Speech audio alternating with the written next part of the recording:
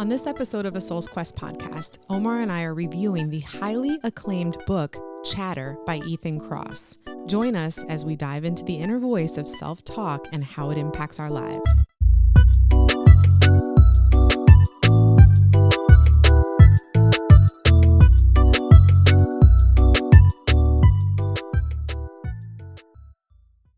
Today we're talking about the book called Chatter by Ethan Kross. By Ethan Kross. And admittedly, just as a disclaimer, I did not read the book, but I did check it out of our local library, so I'm going to read it. Nice. Yeah, I did. So I want to start with a quote, as usual. I don't think I did that on our last episode, but this quote starts with, or it goes, "The voices of culture influence our parents' inner voices, which in turn influence our own, and so on through the many cultures and generations that combine to tune our minds.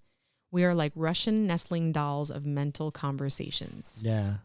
I think that's a pretty cool quote, right? It's like, because if you ever seen like the Russian nesting dolls, it's like, you open one and there's another one and there's another one and there's another one. And then this is what happens in our lives, right? Like we are kind of like an accumulation of social conditioning, societal based on the never changing culture, and then we have all these layers of things piled up on us from the moment that we were born, even into our present day. We're like with very creative advertising that targets us specifically, so we are constantly being bombarded by those things, which is very indicative of why we have so much self-talk. Which is what the book is about, right? Which is Chatter. Exactly Thank you for telling us that. Thank you for telling me that. So go ahead and explain a little bit about the concept of the inner voice and the self-talk and how it affects our lives. So because I didn't read the book, so just give us a little brief. Sure. So Ethan Kross is a neuroscientist, and so he's kind of like, he studies the scientific aspect of all these different things, but he also formulates the message in a very simple type of way, right? And what it is that self-talk comes into components. It could be very uplifting, and that it strives to help us achieve things in our lives and in society as a whole, but it also could be very detrimental. We're so used to having, the little angel on one shoulder, the devil on the other shoulder, right? So that analogy and the metaphorical experience has been with us for a long period of time. But those are things that truly in our modern world, particularly in the time in which COVID and isolation, and the uncertainty of life, has brought a lot of these things over to the forefront, right? And when he begins with the story, when he begins this book about having the story about a stalker coming in and how his life was turned upside down and not having any imminent threat, right? But just having that rumination, right? And that feeling of like all this talk happening, and that's kind of like what led him down the path of this book and all this stuff, which is pretty interesting. That is interesting. I'm looking forward to reading it. So it's my understanding that Kross believes that, or he argues that we can improve our quality of life by quieting our negative self-talk. Yeah, I mean, and you see this is the interesting thing about how things correlate, how you start when you start connecting the dots when it comes to things, right? When you start thinking about prayer, the time alone to connect, meditation, mindfulness, those things that give you a moment to disconnect yourself from the rapid pace of the world, how important those things are in having our mental health, and having a sense of being. This is the cool thing that I'm seeing right now. It's a lot of this primitive, or what most people will consider ancient techniques, are really finding validation in today's science. And particularly in our world, because now we're in a pivotal stage as to like, what is really the point of our world if we are constantly in a state of angst, in a state of of turmoil, both internally and externally. Well, not so much externally but primarily internally. Internal.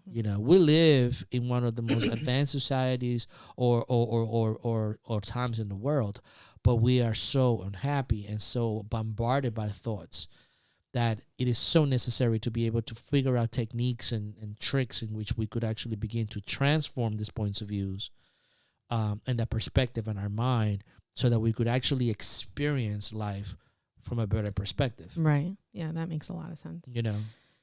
So let's explore this concept of self-talk. Sure. So one of the things that I believe comes from Ethan Kross's book, from the Chatter book, is a simple definition of what self-talk is. Okay. Right.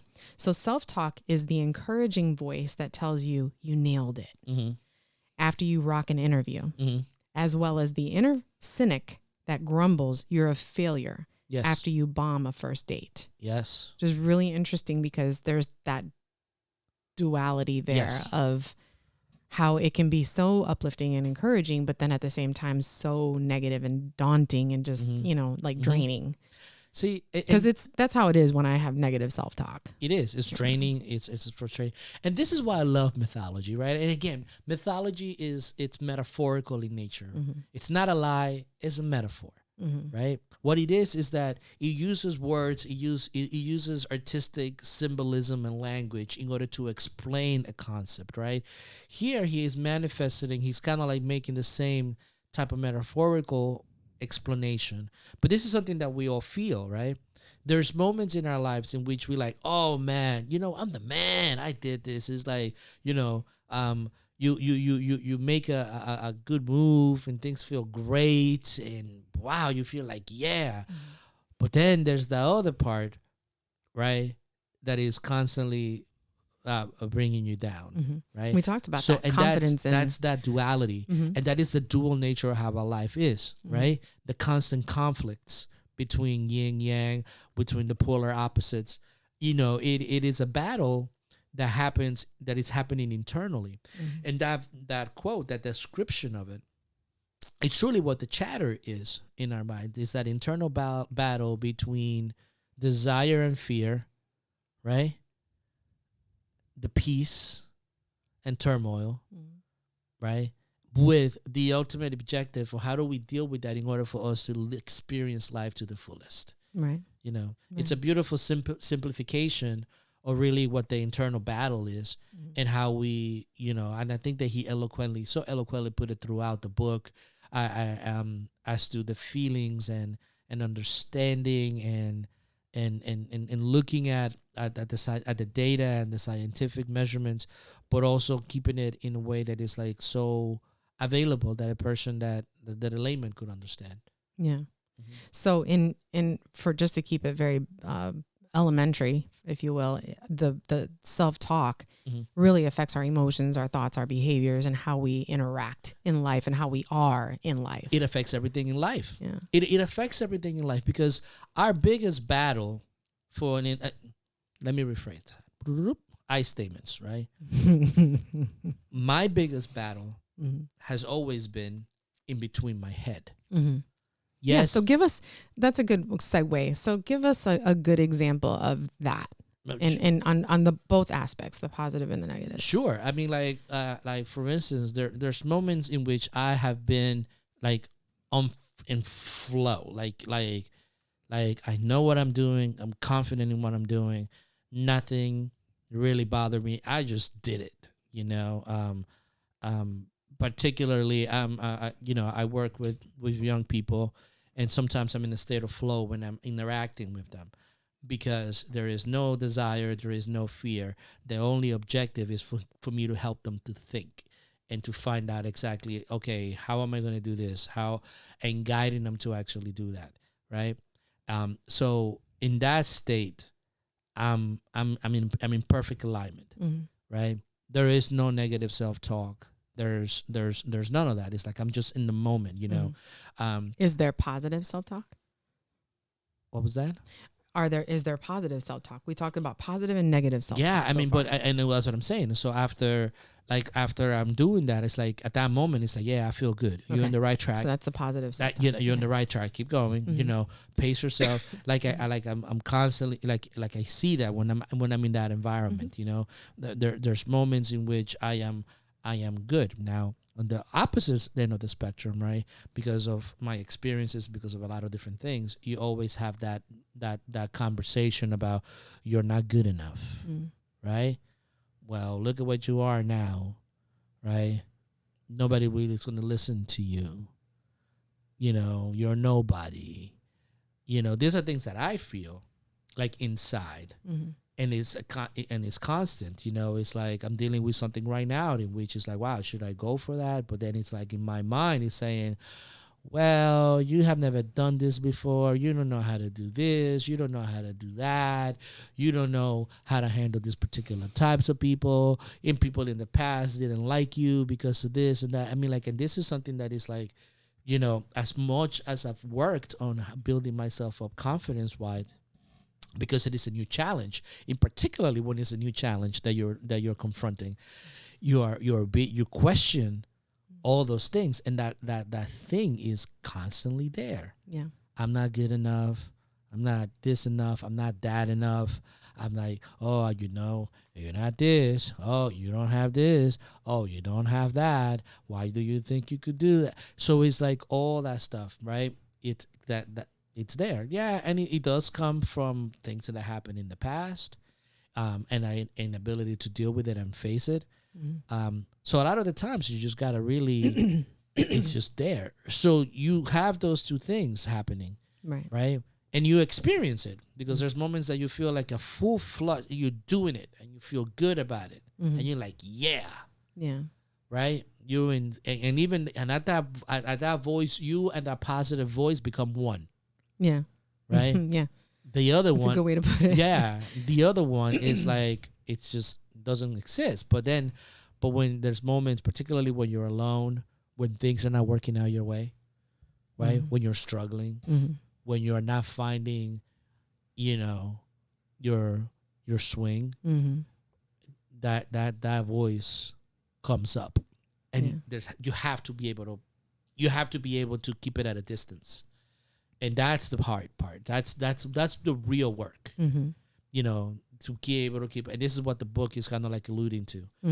That's the way in which you could change it and utilize techniques in order to use it to your advantage, so that you could actually become much better as an individual and achieve your goals, your objective, and live from your essence. That's good. Live from your essence.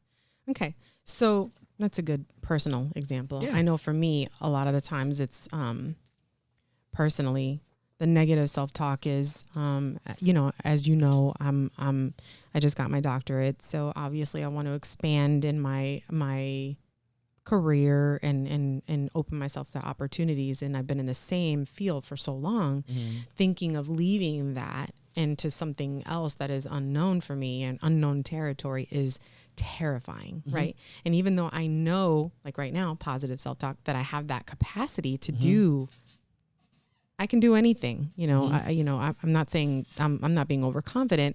I'm just saying that I can learn and I can be better and I can do a good job anywhere. But a lot of negative self-talk, you can't do it. What are you, crazy? You're asking for that much money? Are you a six-figure girl? This and that and whatever. And that's negative self-talk, and it really is draining.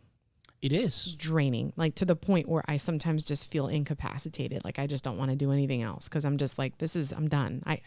My negative self-talk won.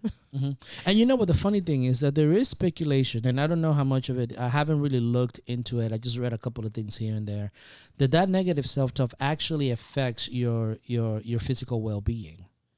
Like it really does. It causes diseases. It causes things like that. Stress. It's stress because, you're putting so much pressure on your body and your mind that it will affect you on a physical sense. Now, is that discussed in the book? I'm curious. To be honest with you, I don't remember 100%. Okay. I'm just I read curious. books in an interesting manner because I want to get the information, and I focus on the results. But you know. But I would agree with that because they say stress kills. So and when you're negative self-talk, all you're doing is beating yourself up. That's stressful. It is. So. It is. And all those things kind of like correlate with one another. That's why there is, the quote at the beginning about how, your parents' parents and your parents and your culture, like all those things add up to that negative self-talk. Because again, it's like, think about this. You have a certain idea of what success is right now, right? And you see in the battle, like success is the most important thing. Not life, but like the finances are the most essential thing in life. And anybody could argue, we could go back and forth and that, but in our society and in the way that we identify with one another, there's nothing more important than success. Financial success, right? Nothing, right? So when you have that, and you have and let's say you're dealing with obstacles to get to that point, or if you decide, you know what, I'm not gonna strive just for that. I want to live a peaceful, enjoyable type of life. But society is saying, nope, you need to consume more. You need to buy this. If you don't have this latest car, then you're nobody. If you don't go, like when you have all that stuff, it's like, where is the self-identity? Yeah. Where is the individual promise of the West, right? It's like you don't have that because now it's all about this particular idea. You're living up to these expectations. And then if you're not, if you keep hearing that from society, and if you keep hearing this, like you don't work hard enough, you don't do this, and you have all this stuff in your head, it's hard to kind of like stop and separate yourself. So all these things are correlated. Everything correlates with each other, and then the talk. It's persistent. It's incessant. And it's powerful. Yeah, exactly. And it's extremely powerful. Yeah. And it's like it reminds me of like the dripping, when you're with the dripping water. Imagine you're underneath that dripping water. Yes. That's like it's incessant. It's torture. It is. It literally is. And if you're not able to manage, if you're not able to, number one, understand it, right? If you're not able to acknowledge that it's happening, then you are powerless to it. Yeah. So awareness is the first thing. That's the power. Yeah. That's when it all begins. Yeah. Okay. So let's talk about some of the tools and techniques that Ethan Kross suggests to manage negative and self-talk and improve our mental health. So he basically is saying that we can learn how to stop our inner chatter from taking over and make your mind work for you instead. Right? To make it work for you instead, which is what the whole book is about. So let's explore some of these options. Sure. So number one, our mind can only process so much information at a time. So make sure you feed it the right amount. This is key in our time, right? In our social media driven time, in our polarizing news and politics and access to information. Like we have access to everything at our fingertips, right? But we have to be cognizant that not all information is created equal. Not all media is created equal. Not all things is actually, just because it's available doesn't mean that you have to consume it. And this is the battle that's goes back and forth. It's like, well, it's there, so I have to consume it. I have to look at TikTok. I have to look at Instagram. I have to do all these things because I don't want to be left behind. Yeah, right. It's feeling left behind. It's feeling left behind, right? So left out. Left out. So it's like you have to be careful about what it is that you're putting into your mind, right? And the intake that you take. For instance, me, I don't watch the news. Don't watch the news. I might flick over once in a while just to be like, oh, okay, I do that. I want to just see what happens. But all the time, like news channels, don't have them. Don't have cable, right? So I'm not looking at Fox. I'm not looking at CNN. I'm not looking at all this stuff. And you can say, well, choose what we want to watch. So we choose exactly what we want to watch, right? So that gives us the flexibility to make sure that we understand what it is that I want to put into my body, into my mind, right? It also goes into what type of information I listen to, being cognizant of what the algorithm is trying to feed me, through Facebook and YouTube and things like that, right? So you have to be cognizant of the intake that happens, you know, and because that's very key. It's like dieting, right? You know that if you eat certain types of food or you over excess in certain types of food, those type of food could be damaging to your body. So bottom line, everything in moderation. I wouldn't say everything in moderation. Okay. Because and the reason why is because there are things that are just not good for you. So you have to be able to be aware of that. It's like George Carlin, right? It's like BS is not good for you. When you're looking at, for me, and this is just me talking, I'm not gonna watch no what do you call it, reality TV stuff. Like I don't watch the Kardashians. I don't watch any of that stuff. But I think what I mean by the moderation part is if you do watch the news and you do get on social media, you have to be cognizant of how much of that you're ingesting. So everything in moderation in terms of what you're looking at, because I cannot stand reality shows as far as the Kardashians. I just can't. I can't hang with those chicks. I just can't, you know? So, and it's not a judgment on them. They could do whatever they want. Oh, no. They have the right and they have the freedom. Successful. They have the freedom to do what they want. Well, that's the country we live in. But I said, and it's okay. It's the right thing for people to be free and choose the things that they want to do. I mean, that's the right thing. However, I don't have to consume it. Right. I also have that right. You have to be mindful of what is this information doing. What to is me? it doing? Is it a benefit to me? Right, I got you. And it's going to allow me to live my fulfilled life. Or is it making you think about what you're lacking? In either case, I'm lacking a bigger butt. You know, but again, it's like you want to understand the origins of your self-talk, and that means what am I consuming? Yeah, no, I get it. What am I putting in there? Am I putting things that are going to be uplifting me and getting me closer to living my life, or is it something in which I'm being probed or enticed to buy some stuff that I don't truly really need. Right. You know, so it's like you have to be like you have to guard yourself from that stuff, and it's okay to do that. Yeah. That makes sense. And again, it's like you have to also being honest, right? I mean, like for being completely honest, you know, marketing techniques have gotten very, very marketing techniques and social media techniques have been very advanced. You know, they target your dopamine centers, you know, and your neurotransmitters so that you're constantly connected to it.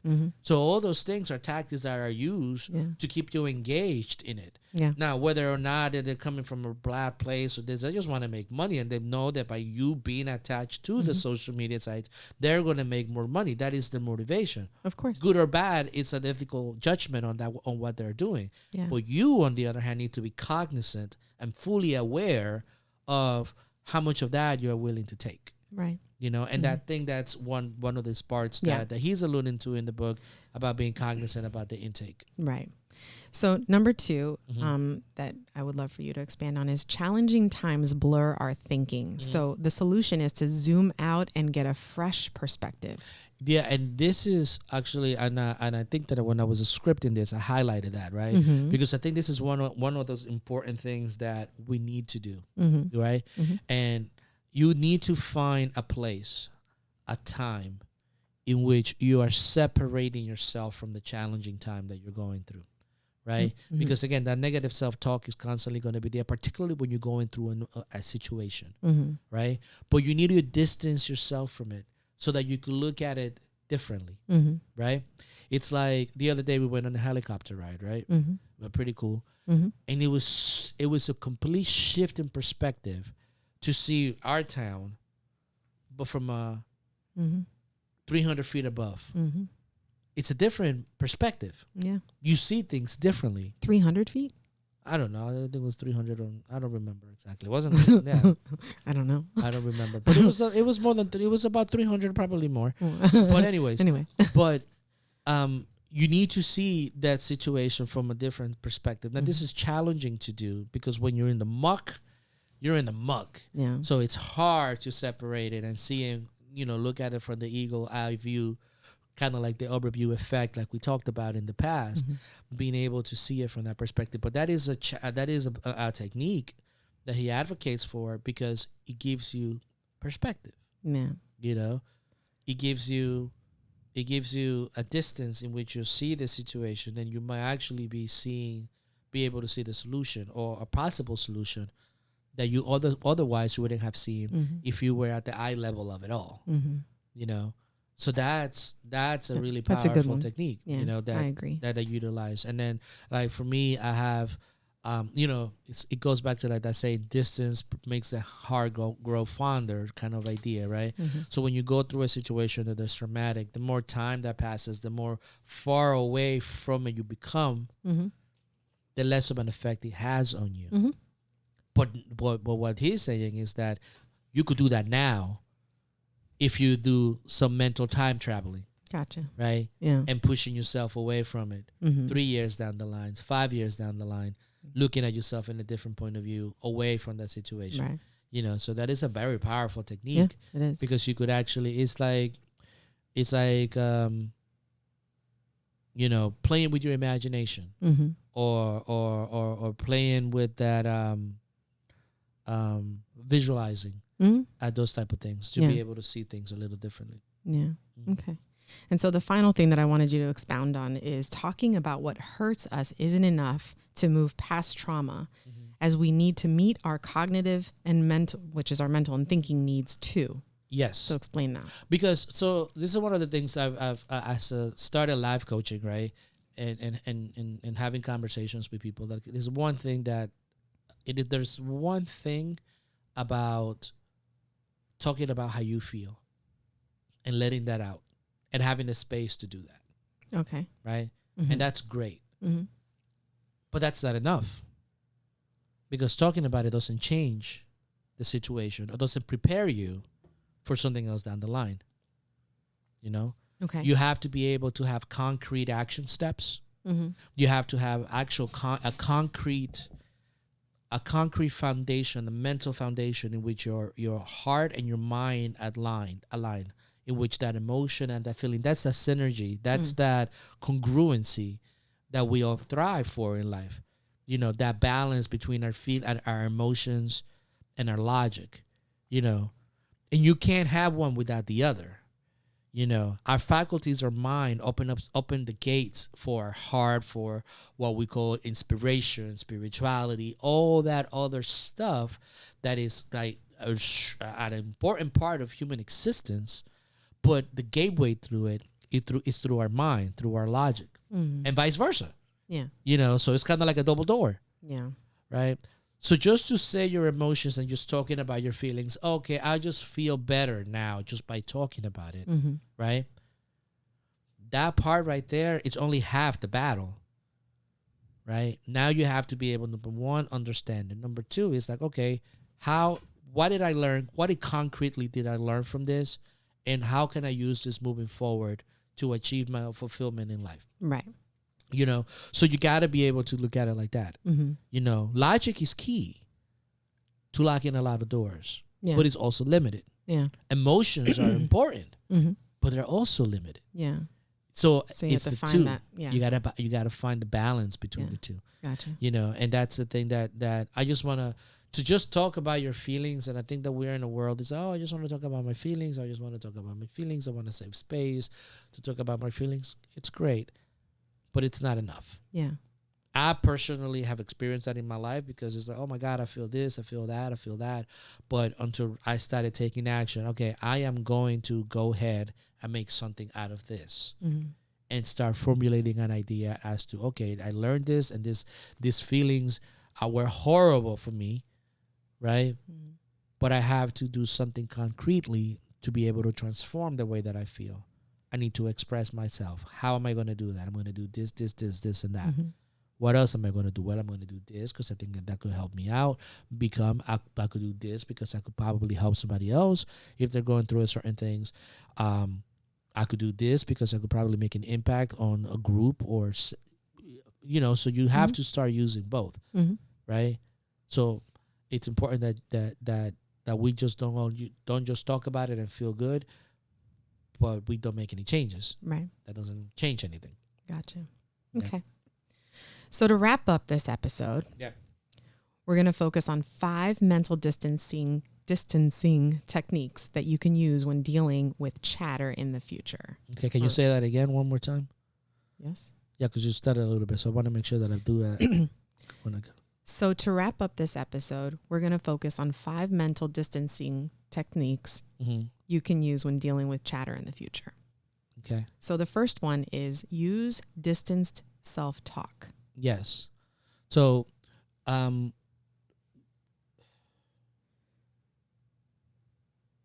fucked up on this one.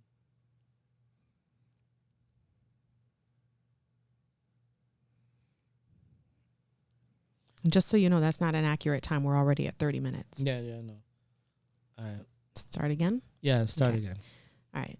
Are you sure? You're ready? I'm positive. I'm positive. Okay. So to wrap up this episode, we're going to focus on 5 mental distancing techniques that we can use or you can use to when dealing with future self-talk. Okay. Sorry. All right.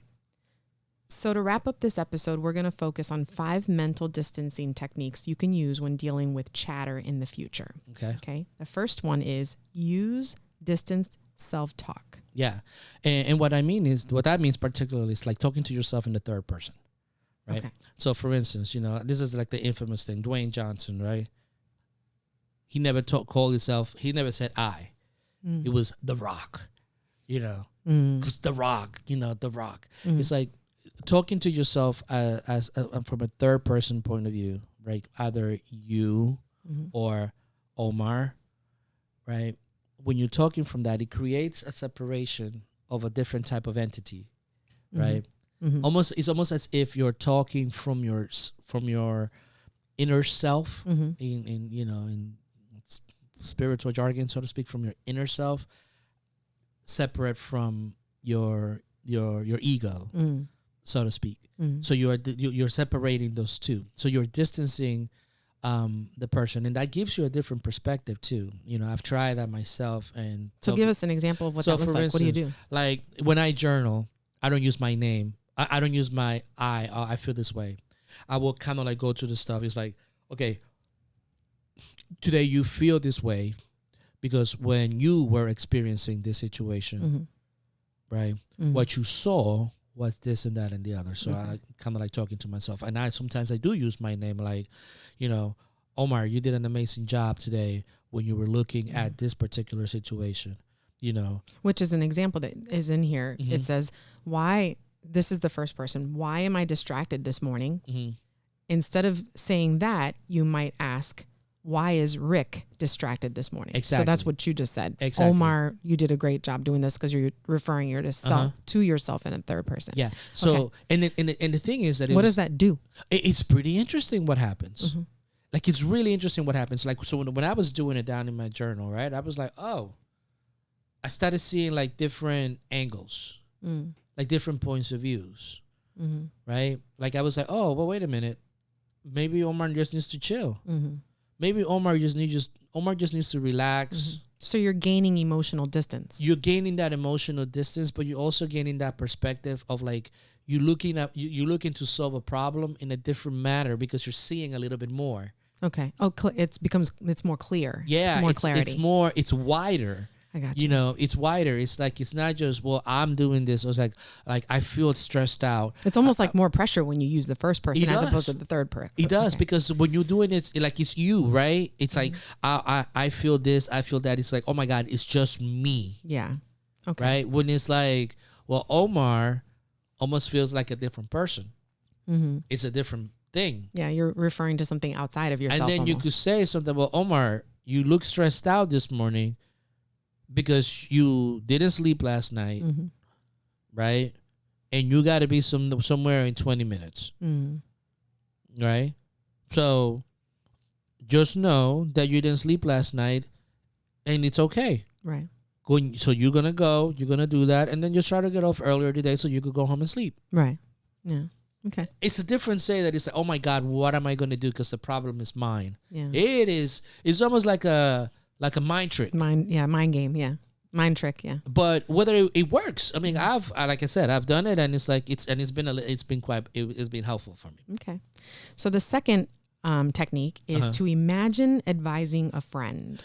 Think about that, right? Like, we are great at giving advice. but not taking it. That's true. Right.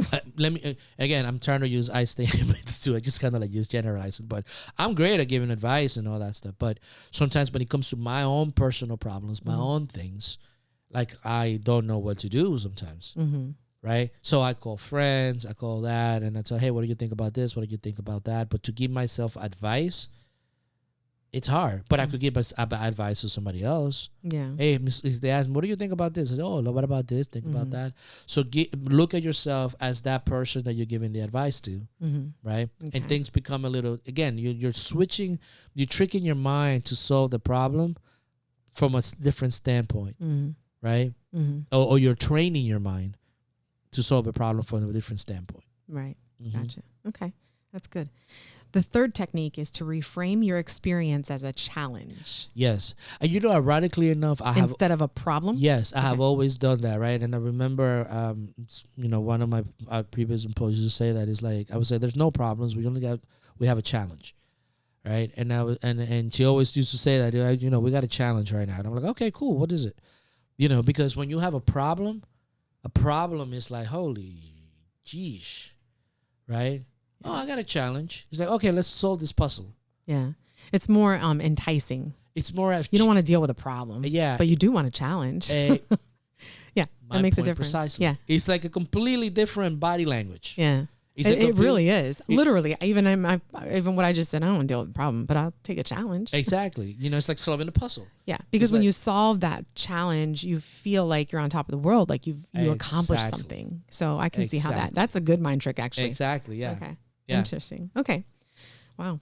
The fourth technique is to reinterpret your body's chatter response. What does that mean? Yes. So when you look at the way you're responding in your body, right? Because a lot of the physical, you mean? Yeah, because a lot of the stuff that we feel when we feel scared, when we're like anxious, we feel it in our bodies. Right. My ears get super hot. Yours do? Is that for real? Okay. No, they do. I think I do notice that with you. They do. When I'm like stressed out, my ears, I'll be like, I'm tapping my foot, you do a lot of that. And so it's like, you got to understand physiologically, like, where is your stress levels and when those things are coming from, right? And then be able to figure out a technique to be able to kind of like do that, right? Yeah. Basically what you're saying is, just to make sure that I'm understanding, is that to view your natural bodily reactions to stress, such as rapid breathing, pounding heart, or sweaty palms, as excitement are natural preparation to take on a challenge. So that goes back to number 3, is that look at that as anticipation for dealing with this challenge, or not dealing, but to face this challenge. It's almost like the alarm going off. Yeah. Right? It's like the alarm going off. But it's a different type of reaction to it, and it's a different we're reinterpreting that, right? So that you're combining the two, because now that you realize, oh my God, wait a minute, my ears are getting hot. Oh, there's a problem. No. Okay, I have a challenge right now. Gotcha. My challenge is to be able to understand, and this is how you start talking. Yeah. Gotcha. This is how I started talking. That's how you reframe, and that's how you minimize that. So I'm reframing. So like the other day I was doing an exercise and I felt myself getting upset. Okay. Like I was getting myself worked. Because you were exercising? No, I was doing this thing, right? Oh, okay. I thought you were exercising. I get upset when I have to exercise. No. I was doing this task. And I was feeling myself getting upset, right? And I felt my ears getting hot, and I felt my, I felt like the heavy breathing. Yeah, angst. I kind of started hearing a DMX song in my head, and I was like, calm down. Okay. So that was like, okay. So that was like, all right, wait a minute, and that was like my trigger. I was like, okay, this is a challenge. Take a step back. Yeah.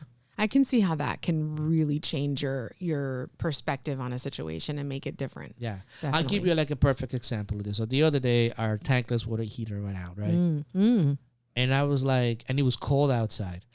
It was chilly out. It was Florida cold. Florida cold. It was cold to us. It was cold to us. Damn it. Yeah. And I was like, I gotta take cold showers. I was getting to that point and I was about to like, this is not the time. Like, and you didn't. And I didn't. An outside person. And I kind of like looked at it. I was like, let me cool down. And I was was like, okay, I have a challenge right now. And then I started thinking about, all right, whenever you have an issue, what do you got to do? Well, start breaking it into chunks and find out what's working and what's not working. Yeah. So I went out that. there and Yeah. I was like, okay, what's working? Well, this is working. This is working. I don't know about this. I'm not 100% sure. Yeah. But I'm going to have to just wait. But you narrowed it down to the point where you were like, okay, I don't know. More than likely, this is it. Yeah. I wasn't 100% sure. And you were sure, though. You were pretty confident about it. I was 80% sure that was the situation, right? And that ended up being. And he ended up being that. And then you ended up fixing it. And it ended up fixing it. And in no way, shape, or form did you look stressed. Even I said to you, I think I even said to you, I'm like, you're eerily calm. Yes. I don't know if I used those words, but I was like, you're just so wow. Because you know that in the past when I'm doing something you're and losing it. I'm like and messing with a hot shower. Yeah. And messing with our hot shower after what did we do that day? You know, too? and then we were spring cleaning, and we were cleaning the garage. So it's like in like those type of things that it was actually something that it was a victory for me. It was a big victory for me to be able to do that, and it felt good. Yeah. And then afterwards, I was like, I even ended up taking a cold shower, which is yes, great. you did. It was like, oh my god, I feel great. My body doesn't ache. You're a better man than I'll ever be. Well, thank you. You're welcome. Well, because we have two hot water heaters, so I took hot water and put it in a bathtub and took a lukewarm bath, and then I jumped into the cold shower and said never again. No, it was actually really good. Yeah. But anyways, that's a perfect example of how you turn, you're understanding your physiological, your physical reaction to a situation that could be stressful. Yeah, flipping it as a challenge. Yeah. Changing the perspective, and then your whole disposition changes when that happens. So that's a great example because I witnessed it. So yep. Okay. And the final technique, our fifth technique, is to engage in mental time travel, which is equivalent to visualization. Yeah, and this is one thing that has helped me out in the last few months, actually, the start of this year. It's visualization, right? And a lot of people, some people say, well, that's kind of like whatever, it's spiritual. And if it works for you, try it. If it doesn't work, Hakuna Matata, it's okay. It's up to you to try what works for you and find what works for you. But just the idea of looking at yourself 3 years down the line, 5 years down the line, as your future self. Yeah. As the things in which you... and asking yourself certain type of questions. How do you get here? Visualizing where you live, visualizing how you dress, visualizing what you've done. Those type of things have actually are helpful. And that's to answer the question, will it still matter? Because that's it. That's one of the points that you made. Precisely. Is when you're visualizing yourself in a month, a year, 5 years from now. Would this situation still matter? Still matter. Right? So like for instance, let's say so current situations. Every situation that I have it tattooed on my arm. That this too shall pass, right? Yeah. And the thing is that it's like if when you go through a situation, let's say for instance, one of the things that is really hard, a death, right? Because you experience that on a regular basis, and logically, and this is the balance between the logic and the emotional, right? Logically, we know that that's eventually going to happen with the people that we care about.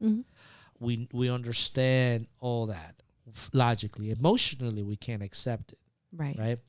And as you distancing yourself from, you look at yourself if something like that happens 1 year, 2 years, 3 years down the line, and really kind of like let go of the distance in the past. Although the feeling and the appreciation of those people will still be there, but the pain of lost, the suffering, the question is like, well, we could have done this or we could have done that. All those things begin to kind of like dissipate. It's the same thing if you're right now going through a really tough time, not having a job that you want, not living how you want. All situations are all temporary. So when you start visualizing like what your life could potentially look, and distancing yourself and seeing yourself in a different point of view on how you would like to live 5 years down the line, those situations right now become to give a different point of view. And then you could start asking, okay, how did I get here? And then the logic becomes coming, oh, you could start doing this, and then you could start doing that, and then you could start doing this in order to end up what you want to be. So you see the combination of the two. And this is the part that is pretty cool about this book. The idea that, yes, there's science that rationalizes this stuff and makes it something that is tangible because it's been measured, studied, But then there's also the practical aspect of it, right? Mm-hmm. And the different ways in which you could actually achieve it. And ultimately, the choice is yours to begin to use these things to propel your life forward. We hope you enjoyed this episode. Comment below with your thoughts and additional ideas, and remember to stay connected by sharing and subscribing.